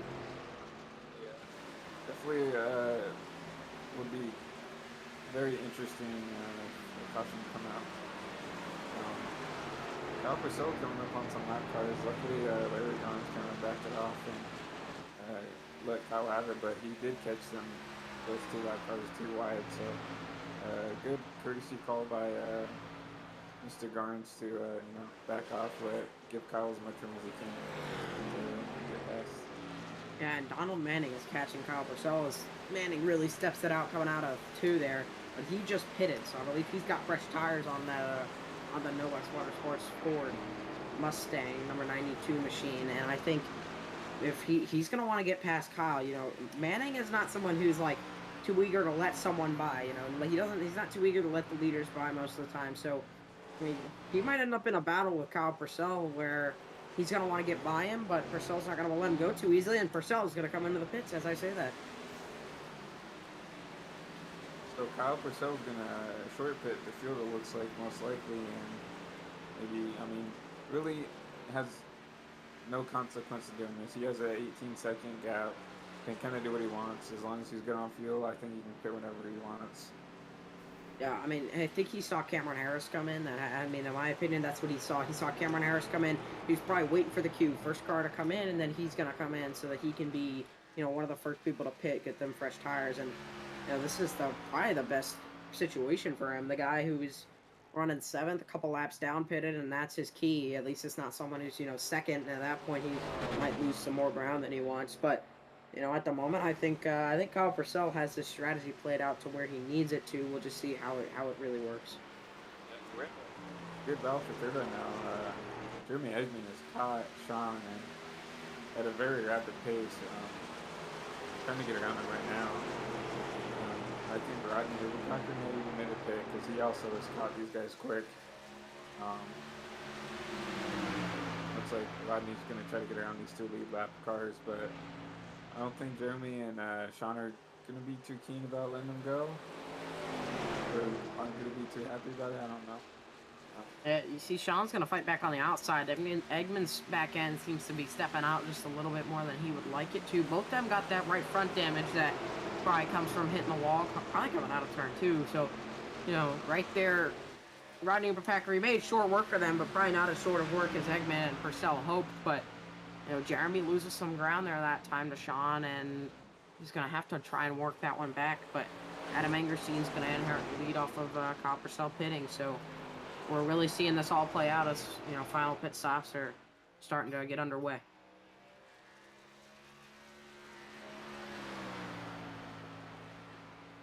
See what Engerstein right now is just hoping for is a caution, just to stack everything back up, give him the lead.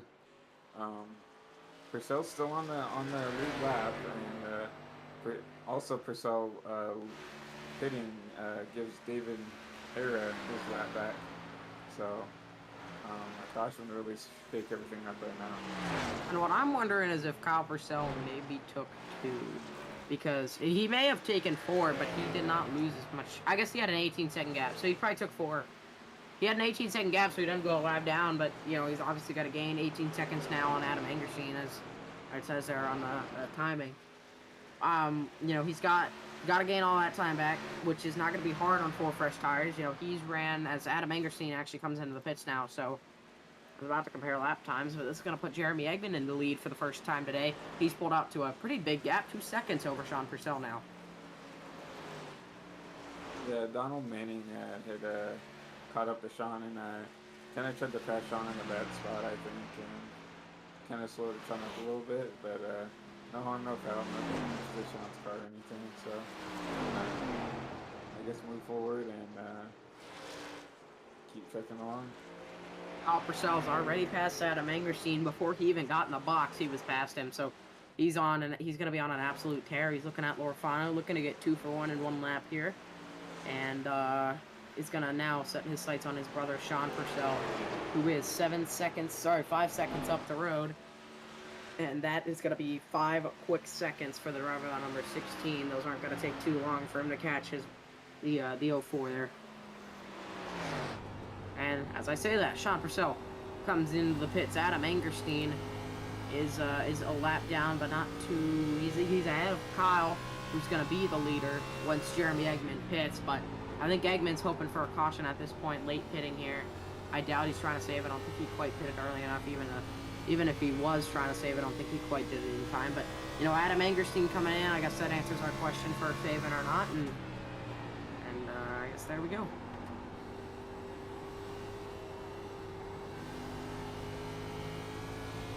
On board with Kyle Purcell right now. He's showing you fans at home how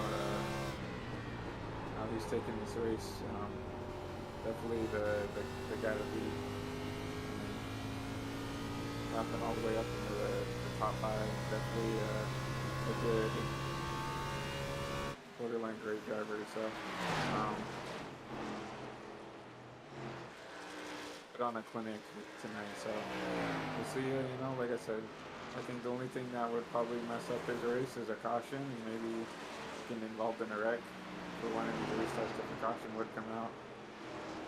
Yeah, and I think all it takes is one caution. We're seeing some new faces, you know, start to be really quick here. And if everybody's equal, I mean, You got to look at Eggman. You got to look at Lorfano. You got to look at Hera. These drivers who have started to actually get their cars to come in and make them work a little better than they were before. And I think that is what is going to be interesting. If we happen to get a yellow, I think we're going to have more players than just Kyle Purcell up front. I think we'll have 3 or 4 drivers all battling for that lead.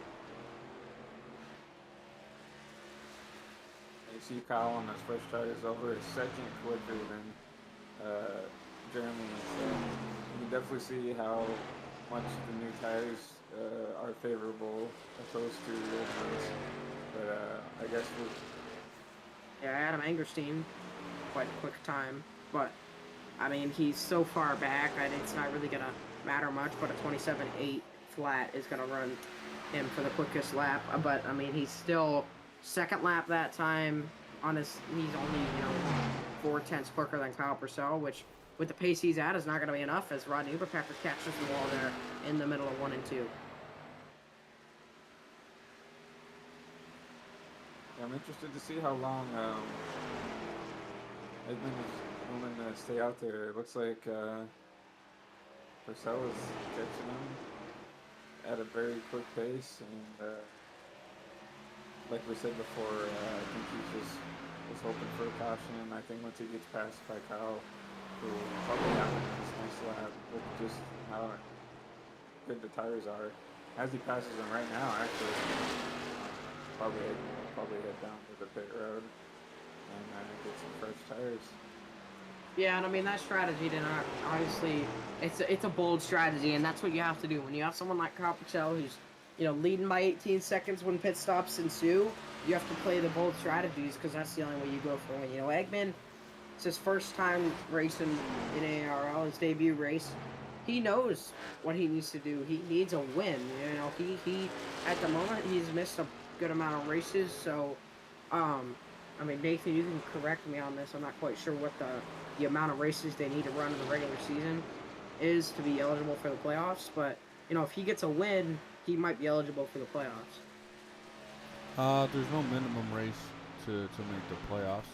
Everyone has a chance to make the playoffs, but if you need to get in on a win in your in situation, you got to run at least 6 of the 8 regular season races. So obviously he'll have a good shot at making it if he continues here. We've had this is probably our biggest field of the year, I think. So if he continues to run strong, he should find himself in a position to make the playoffs in his first try, which is exciting to have some new blood here in our league, right? We have always looking for new guys, and to have him join us is exciting. As we talk about Jeremy Eggman, he is going to bring that 02 Ford Mustang down the pit lane. Gets that thing all the way down, make sure he doesn't speed. And your second place driver is in. Now Lorfano is going to inherit second. He has yet to pit. And David Hera is also yet to pit. He's going to inherit third. Adam Angerstein and is going to inherit fourth. And he is the next driver who has pitted besides Kyle Purcell.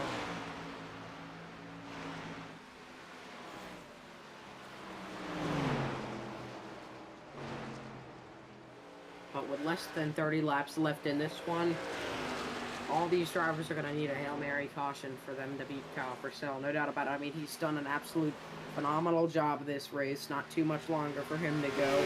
He's just got to log out these last, 27 laps or so, and he will have this one in the bag. I mean, he's put on an absolute clinic, no doubt about it.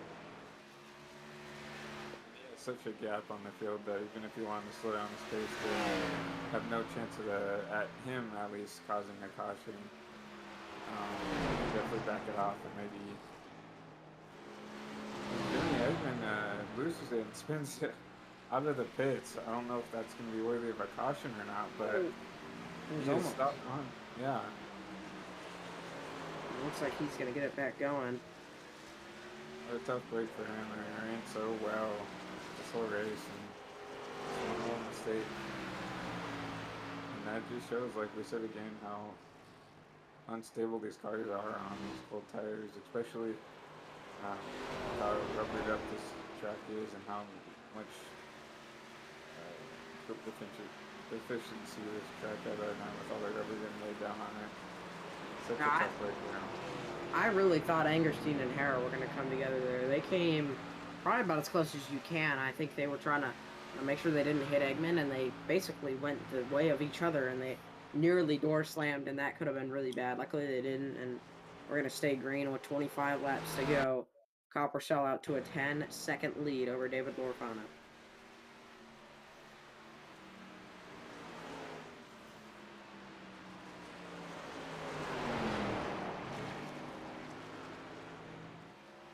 Yeah, as you see that, you see how close Ingerstein and Hera got to each other. Luckily, could see the stopped car out in front of them and could kind of negotiate their ways around Eggman and keep off of each other, so no caution. And I gotta say, Adam Angerstein, he's still running 4/10 quicker than Kyle Purcell. I'd really like to see, where he is at the end of this one. I mean, at the moment, he's not gonna be on track, I don't think, to catch Purcell, but he is, he's putting on a great drive for where he pitted. As I said, at that time by, they were nearly even, but he's had laps where he's been, sorry, they weren't nearly even, they were around 4/10 of a second once again apart, so he's had laps where he'll be, kind of close to him, but then he's had laps where he'll be 4/10 of a second quicker, and he's gaining, but I just don't think quite maybe enough. You just saw Jeremy right there, what happened. I think he was just trying to push as hard as he can, getting out of those pits, trying to get as much time out of it as he could, and just stepped it out, trying to get on the gas a little too early, and spun it around, hit the inside wall pretty hard. But at the end of the day, he knows he ran a really good race, had a really good pace, and definitely not the finish he's going to want to come out with, but still a really good drive for his debut in Holio Cornhole Series. Yeah, no doubt about it. I mean, he put on a really good drive, got to lead some laps, got some experience running with these guys who, they all run with each other week in and week out, multiple times a week, and this is his first time running with them, and he did a great job doing that. So, I think that was a good run by him, and like you said, not quite the finish it's gonna show his run, but it's all right. He knows that he ran a good race.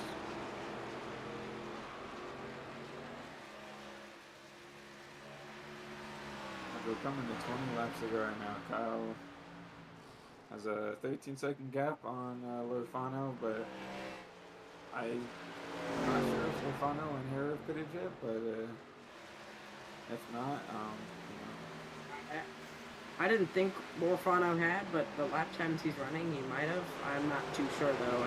He may not have, which would make it really interesting. Adam Angerstein's catching some lap traffic. Donovan Manning catches the wall in 1 and 2 there. He's going to have to navigate these drivers, and one of them is Sean Purcell, who looks like maybe slowed down a little bit, and as I say that, Lorfano comes into the pits, so now Adam Angerstein's going to inherit second and put in a battle with Sean Purcell.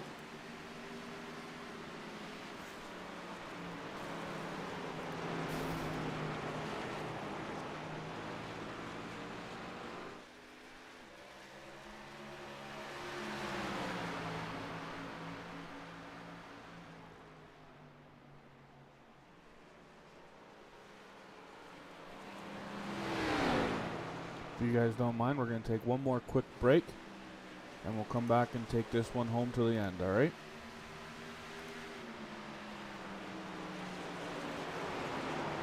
Back to more racing action right after this.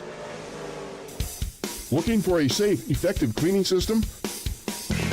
Look no further. G-Tech Evolutionary Cleaners and Degreasers, certified by the EPA as a safer choice product. G-Tech can be used quickly and safely to remove soils and stains from most surfaces. Give them a call at 770-967-6988 or visit them on the web at buyGtech.com. G-Tech, 5346 BBS Way, Brazelton, Georgia. G-Tech, your one stop for professional, eco-friendly cleaning products. For tailgating activities or just plain backyard fun, look no further than Holio.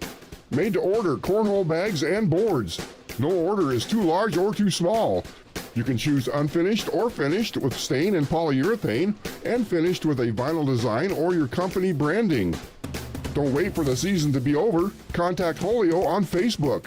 Holio, made to order cornhole bags and boards.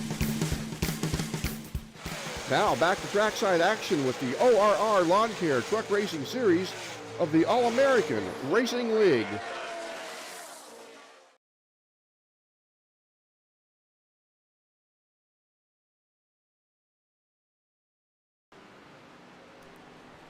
As we come back to you live from Phoenix, Raceway will take you the last 15 laps of the checkered flag, back up to the boys in the booth. Thank you, Nathan. Adam Engerstein continuing to gain on Kyle Purcell. Just not close enough with the rate he's going, though, at the moment. Purcell has led most of this one, pretty much from the drop of the green flag, and some pit stops cycled through, and he continued to lead. But, I think if Adam Engerstein was closer when he came into the pits, I honestly don't think it would have been out of possibility that he would have caught Kyle. Yeah, I think him trying to stay out the longest on that first cycle kind of really prevented him from making any more time up. I mean, doing that long pit cycle would lost him a lot of time, and he could certainly catch up for the rest of the race, and it was unfortunately not enough time for him to get back up there.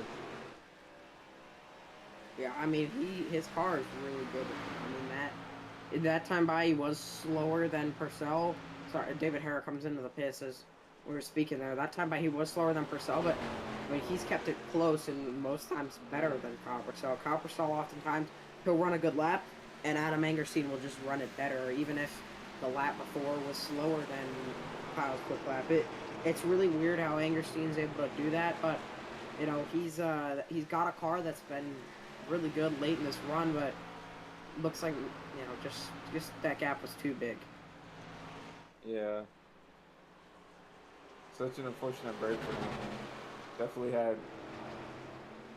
the only car that could potentially go up there and try to battle with Purcell for the win, and just bad pit call kind of just sent him further behind than he probably wanted to. Yeah, and I mean it's difficult, driver's seat. He'll probably look back on it after this race and realize that he's probably looking back on it right now. But he'll realize what he did and he'll learn from it. And that's what you got to do in these situations. You got to learn, and he'll move on. And he's put on some good runs this season and the top 3 series. And I think no doubt, I think he'll get a win this season in something. Definitely, he's shown a lot of pace on these ovals throughout the whole year, not only in here in the Holio series, but in the trucks and in the Truckers Feed America Cup series. So definitely wouldn't be shocked to see him go out and contend for multiple wins in this Holio series. Yeah, and I mean, you honestly got to look at Engerstein as a potential championship threat with how he's been running. He's having a really good season. Put together some good runs last season in the Lawn Care Truck Series, but this season I feel like he's really coming into form a little better with this Holio car, and I think he's doing that what he needs to do. He doesn't at the moment he doesn't need to get wins. He just needs to continue to run good and get these points. And when you get playoff time, that's when you need to start performing, the best you can. And maybe him not winning this season, maybe he's just not even showing his, his true form yet, and he might just be holding that until the playoffs. Definitely, Adam has shown brilliances of speed sometimes, and seems like sometimes just caught out by bad luck, and then today just forfeit. But like we said before, definitely had one of the fastest cars in the race, and probably the only car to go up there and try to contend with Kyle. But unfortunate circumstances for Adam, but definitely this definitely isn't a one-out from being fast. Be sure to be looking for him for the rest of the season, competing for his championship most likely. Yeah, no doubt. I agree with all that for sure. Kyle Purcell is gonna continue to lead as we start to wind this one down to the closing 5 laps. When he comes back to the start-finish line, he's lapped all the way up to third place, David Orfano. And I mean, absolute clinic put on by Kyle Purcell. I know we've been saying it all race, but we cannot say it enough. He's put on a drive, probably the drive of the season right here. I mean, you are. I doubt we're going to see anyone dominate this much at any other race this season. He's definitely set the bar high for how much he's dominated this race. Gonna take a lot of effort for someone to outbeat this one. Yeah, and I mean we knew he was going to be quick coming into this one, but this quick was not quite. I don't think quite what we expected. We didn't quite expect him to be, 18 seconds ahead with 4 laps to go and lapped all the way up to third place. He's just put on an absolutely stellar drive that, I mean, just can't really be matched here with 4 laps to go. We're gonna get to see this one out and see the dominance.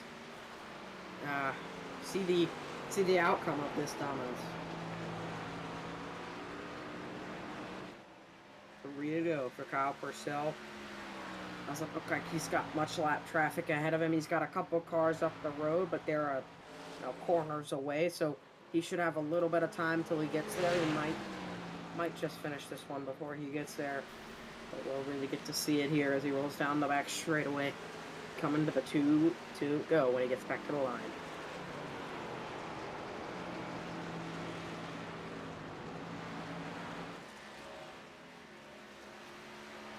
See Angerstein closing that gap down to 17 seconds. He was 20 plus, but like I said before, just not enough time to get up and try to compete for this one. And the tires fall off pretty quick here, so really the only, I would say about like 10 laps, the first 10 laps is where you're going to really gain a lot of time. So, but a strong P2 finish most likely for Adam. Good run and a good point stay for him as well. Purcell takes the white flag, rolls it down into 1 and 2, running carefully away from that wall, but away from the bottom, making sure he rolls through fine. 1 lap car ahead of Donald Manning, but I don't think he's quite going to get there. Down the back straightaway for the final time, the 16 Toyota Supra of Kyle Purcell. It's going to roll on through. And tonight, as Donald Manning, he runs right into the back of him. He's still going to win tonight at Phoenix. That was an interesting final corner, no doubt about it. Not quite sure what that was, but Kyle Purcell is going to win here at Phoenix. Picking up the win in Desert Dash 175. Absolutely dominating performance from the driver of the number 16. And we will get your interviews for their top 3, Kyle Purcell, Adam Angerstein, and David Lorfano, just shortly.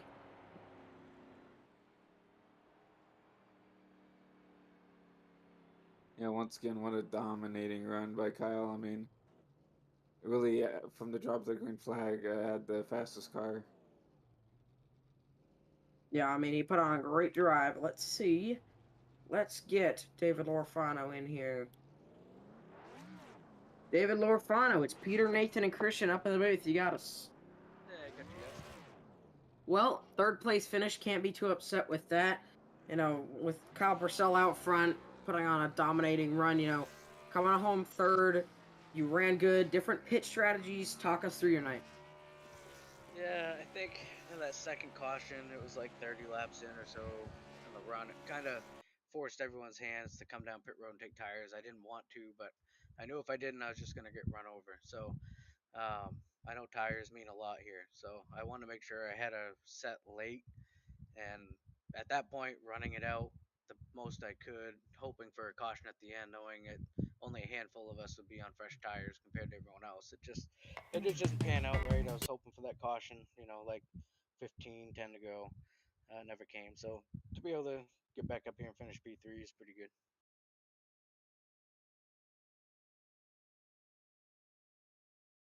Christian? Yeah, definitely.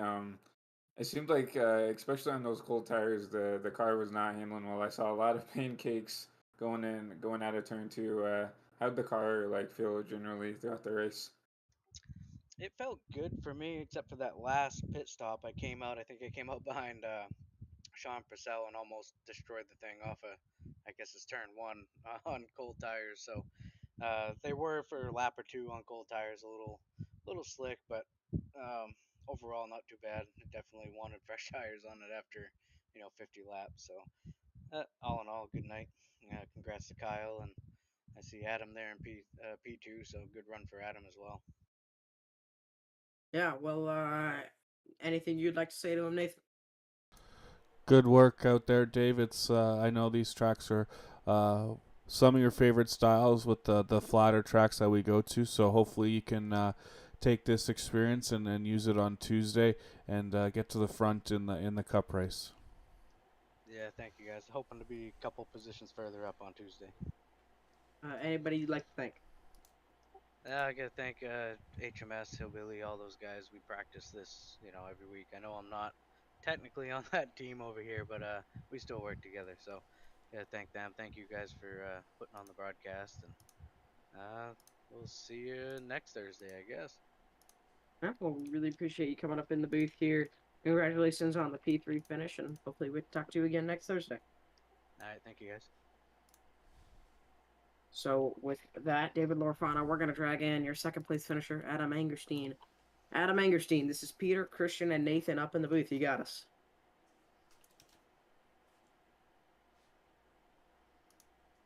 Adam Angerstein, this is Peter, Christian, and Nathan up in the booth. You got us.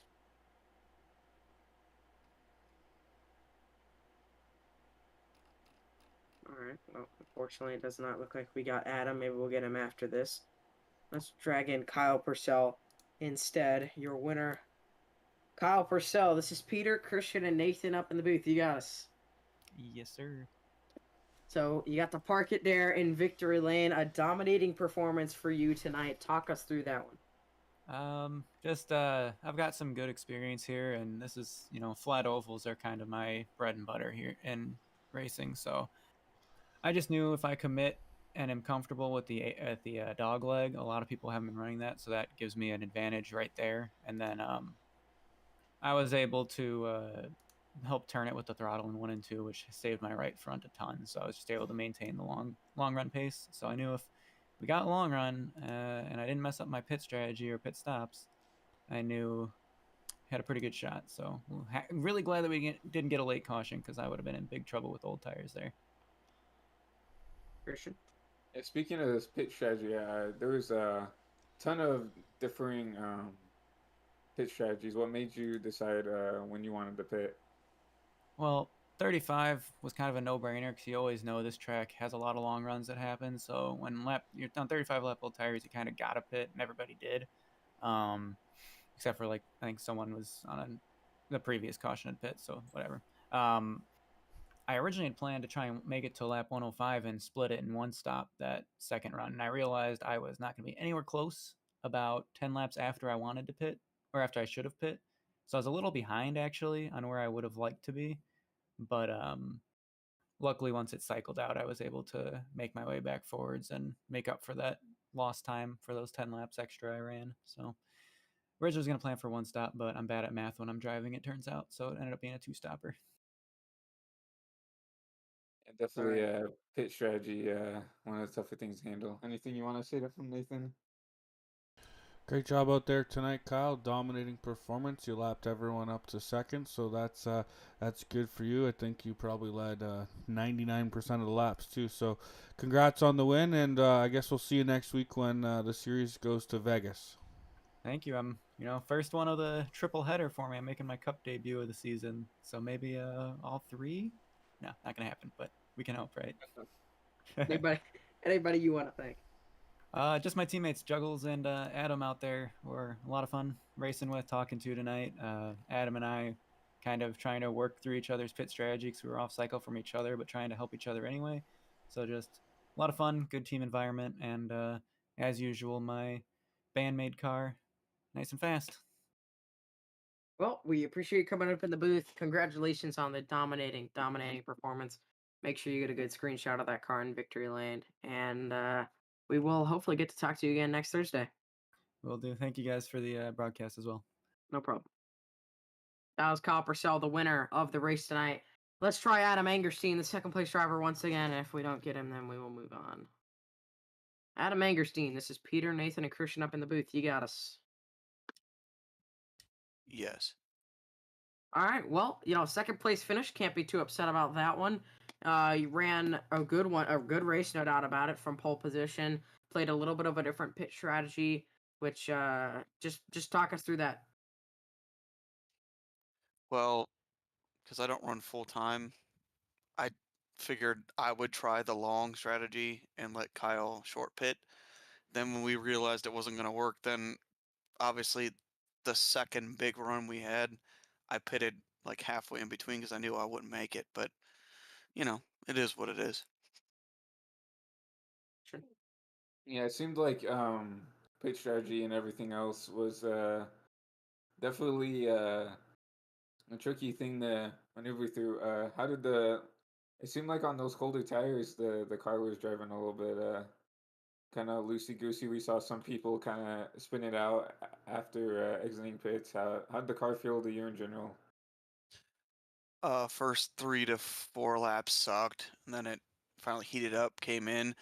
It's annoying because when you're running so long, which we will definitely find out Sunday and Tuesday, on older tires, you get used to running the line and braking the same way. But I mean, from like 5 to about lap 20 was pretty good. Then it kind of fades out. It's Nathan here, and I just want to say congrats on a great second place. Thanks for coming out and racing with us tonight. Hopefully, we can see some more out there in the 5 Snickers car. It makes me hungry just thinking about Snickers every time you're on the screen. So, thanks again and great run, and we'll see you on Sunday night, hopefully, and then again on Tuesday. I'll be there for both. Uh, Hopefully, you guys aren't up there. Anybody you'd like to thank here for the second place run? Just the whole entire league for just letting us race. How's that? That'll work. We really appreciate you coming up in the booth here. Congrats on the second place finish, and hopefully we get to talk to you again next Thursday. You guys enjoy the rest of your night. You too. Too. That was Adam Angerstein's second place driver, and with that, that is going to round out our interviews. So, good night of racing, no doubt about it. Final thoughts, guys? Yeah, definitely a lot of differing pitch strategies, everything. I mean, there was a lot of good battles throughout the whole race. Like a good couple key battles that battle for fourth and fifth towards the beginning with Eggman and Lorfano and Cameron Harris and everything. Super good. I wish could add a little bit more intense battling for the lead, but Kyle definitely dominated this race without a doubt. I got to agree on the pitch strategy. I thought that was definitely the most interesting thing. Anything you'd like to say, Nathan? Yeah, it was a great race for everyone involved. Obviously, a solid debut for your teammate there in the O2 Eggman, right? A lot of good names behind him. Cameron Harris finishes 7th. Our defending Cup Series champion David Hara been a mainstay with the league. Even Sean Purcell, who's been really good in the Xfinity cars this year. So great start for him. And I just looking forward to keeping this season going. We've had some good races. Obviously tonight got a little strung out, and as the broadcasters, we would have liked a couple more cautions maybe, but I'm sure Kyle wouldn't have liked that. But either way, we'll come back next Thursday, and we'll see you guys in Las Vegas. No doubt. Hopefully we get to see all you guys there that are in the stream. We get to talk to you guys then, and we look forward to broadcasting that one as well. All right, thanks Christian, thanks Peter, and we'll call it a night, and we'll see you guys on Sunday if you guys are racing the Truck Series. I will unfortunately not be, but all right. I do definitely always appreciate the opportunities, and good luck for you guys on Sunday.